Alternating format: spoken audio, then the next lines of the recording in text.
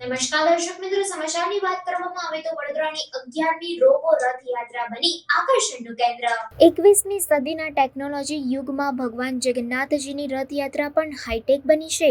વડોદરાના એક ભક્ત યુવાને જગન્નાથ ભગવાનની યાત્રા રોબો વ્હીકલમાં કાઢી હતી। ભગવાન જગન્નાથ, બહેન સુભદ્રા અને મોટા ભાઈ બલરામ નગરચર્યાએ નીકળતા તેઓનું નૃત્ય થકી સ્વાગત કરવામાં આવ્યું હતું। આ રથયાત્રામાં ભાવિક ભક્તો મોટી સંખ્યામાં જોડાયા હતા।